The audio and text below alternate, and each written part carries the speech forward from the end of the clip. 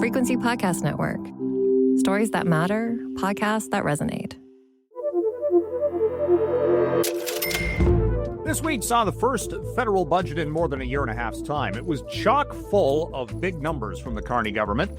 The second biggest deficit on record, $78 billion projected as the Carney government is trying to incentivize some dramatic changes to the economy.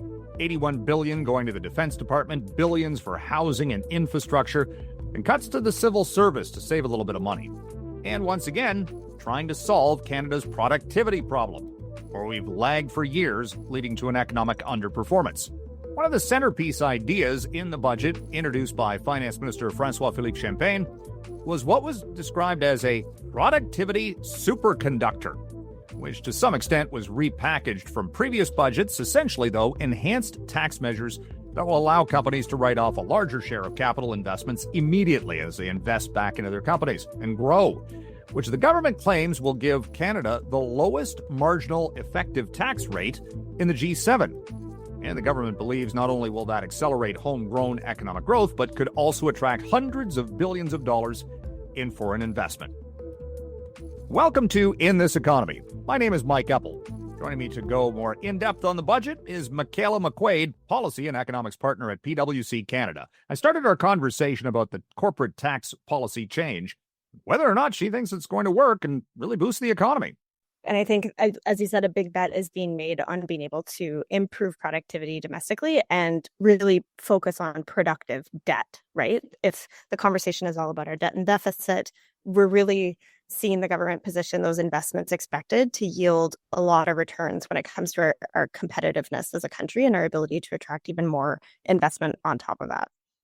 Well, I guess the issue is that we talk about the deficit being as large as it is. And you can make the argument, okay, if it's actually going to pay off with, again, the infrastructure bets and all these other things, then it kind of makes sense and it wouldn't, alert the credit rating agencies or anything of that nature.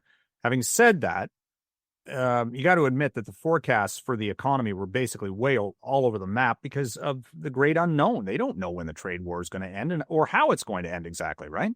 Exactly. And I think what you saw is the government try to use this budget as both a cushion and a springboard. When you think about how they have to manage that ongoing uncertainty, there's so many open questions about what the economy looks like a year from now or 10 years from now. But the government is trying to build in enough of a cushion that it can be responsive and act quickly in response to those crises as they come up, but also as a springboard so that we're not just kind of dealing with crises as they come, but really positioning ourselves well to invest into the future. What you've seen is the government try to strike a really deliberate balance when it comes to spending very ambitiously on investments in Canada to really restructure the economy in a way that is responsive to the threats that we're dealing with internationally and the issues that we've had domestically. But you're also seeing them try really hard to keep markets and I would say Canadians writ large, comfortable about the debt path of the country. But I think it remains to be seen how comfortable either of those groups will be.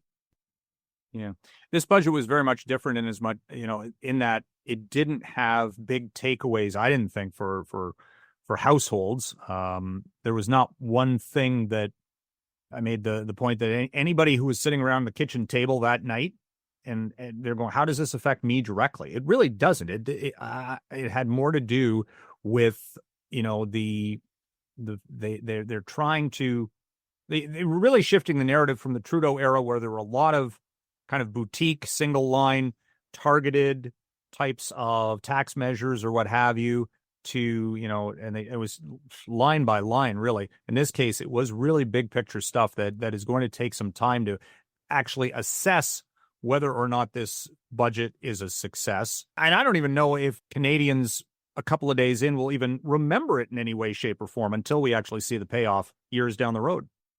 I think that's true. And I think, honestly, as policy wonks and journalists, we kind of over-index on how much the average Canadian pays attention to the federal budget when it is tabled. But I think you're absolutely right. The federal government has asked for Canadians to basically trust them. It's very much a wait-and-see budget to say, we understand that the things that we're dealing with require years and years and years of changes, of adjustments, of investments, both private and public, and that the government has said to Canadians, we're going to try. We recognize that you have immediate household crises when it comes to affordability. All of these things will help you in the long run and we're going to try address as much as we can, but really it's putting a bet that will work. Yeah. Do you think these productivity measures, I mean, that has been the problem for the Canadian economy for years. And they've tried, the Bank of Canada has flagged it. And I don't know if maybe the adoption of AI or something of that nature, does that get us out of this issue that has been, hitting Canadian companies and the workforce for so long? Does the tax measure, I mean, Champagne says, oh, we're, one of the most competitive tax regimes now for business compared to, even the United States. So is he right? You're right in saying that productivity has been has been a problem for Canadians since time immemorial. That's absolutely true. It also means that we know the answer to fixing the productivity problem, which is to help people do their jobs more efficiently and to invest in more value uplift in our industries in Canada. Both of those things were written all over the 406 pages of the budget this week. And I think when it comes to AI, we absolutely, as economists, as policy people, we understand that AI is going to have a really significant uplift in productivity, and it's going to benefit kind of economic uplift in the long term if we are to invest at pace and if we can keep up with the policymaking environment around it and attract that investment from other jurisdictions like the United States, which the government is trying to do. Yeah, well, I mean, and that's going to require a huge buy-in though from the public or the private sector, right? I mean, if that doesn't happen, then all bets are off. I mean, they're banking a lot on this, and again, $1 trillion, and the Prime Minister just yesterday was saying maybe they're even underestimating how much inflows of investment they're expecting, which I thought was kind of a bold tactic. Sometimes it's better to underpromise and overdeliver as opposed to raise the forecast before anything's even happened. Especially when you're spending $280 billion worth of incentives and spending in the next 5 years. But that is the goal. That $1 trillion is the goal. And Mike, what I would say is we are so focused on Canada in this conversation this week. But if we step out of our perspective of looking inward, the world around us has changed really significantly. Canada has invested for a very long time in being a very reliable and trustworthy partner to a lot of countries around the world, including with a lot of trade agreements that we didn't have in place 10 years ago. So I would say that it's not just a tax measure for tax measure battle we're up against here. Canada is going to be looked at as a geopolitically safe investment environment in a way that maybe the United States won't be, at least for the foreseeable future.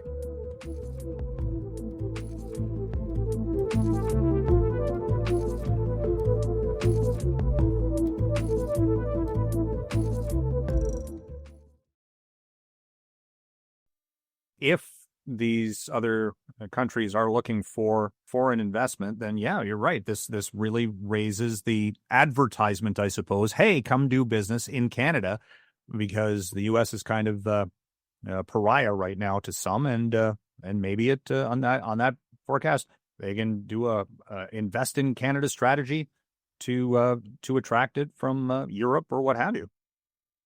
You hit the nail on the head. I think if the government got their druthers, I think the key message out of this budget would be that Canada is open for business. And that is what they have tried to signal in every measure that they put in that budget, irrespective of what aspect of the economy it's targeting, that they are really banking on that inbound investment. Do we expect to see the Prime Minister with a shovel on the ground on a major project tomorrow? No. But the Prime Minister and his government has sent a really important signal that this government is behind that investment and will work very actively to try to unlock it. Any concerns about the economic guidance? Again, they had a wide range, and it came back to as well how that would affect the debt to GDP ratio, the estimates on deficits, all that kind of thing. So I mean that potentially is a risk going into 2026. Yes, and I think the way that I look at the deficit is, yes, it's larger, but it's purposeful and it's time bound. And that's the shift that you've seen from this government to previous governments, that the government is using these tools, it's using off-budget tools to really scale its ambitions without blowing through that kind of official deficit line. So yes, the deficit's larger, but it's carrying assets and not just expenses. And like we said earlier, the real test is whether the returns on that investment show up in productivity and housing supply and ultimately that long-term growth uplift. Yeah. I thought it was interesting how they actually have been going through and looking for efficiencies. For example, they removed the luxury tax on yachts and aircraft because Champagne, the finance minister, said it wasn't bringing in enough revenue to justify the cost of the bureaucracy that was overseeing it. I mean, and the fact that they're cutting, effectively 10% of the workforce in an assortment of departments. You hear about in the preamble to a lot of these things, we're going line by line. In this case, I think there is evidence that they've actually been doing that. I would agree with you. I think the tone of the budget and what the government had signaled prior to its release is this is an era of necessary sacrifice, and that looks different whether you're a public servant or you are a luxury jet buyer. But ultimately, I think that they're putting a much more finer point on understanding where the benefits that they can expect from investment will go and where they can really open up productivity and efficiency of the government itself. Yeah. Even on the housing file, they were talking about, we've got all these billions to go to accelerate the construction of housing and local infrastructure to allow for that housing to be built. Mm-hmm. But they put in some basically they put in caveats, I suppose. This will happen, but only if the provinces match dollar for dollar and if the municipalities cut red tape and accelerate things, because of course that's been a really big holdup. So again, this idea that they're being specific, but also holding others to account to meet the end goals. It's such an interesting point, and it's a really interesting shift, especially in the tone of federal, provincial, and territorial relations that you've seen kind of wax and wane over the past decade or so. If the government is making a big bet on restoring affordability to housing, it's going to need those things to be unlocked at different municipal and provincial levels. And I think that Canadians expect our governments to work together. So I think it'll be a welcome message. I'll leave it there.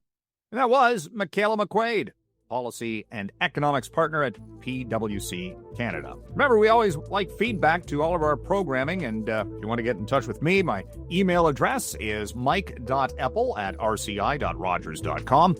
On social media, I go by @Eppman, EPPMAN. Remember to share this episode with your friends. Download other Frequency podcast programs as well. Thanks for listening. We'll talk again soon.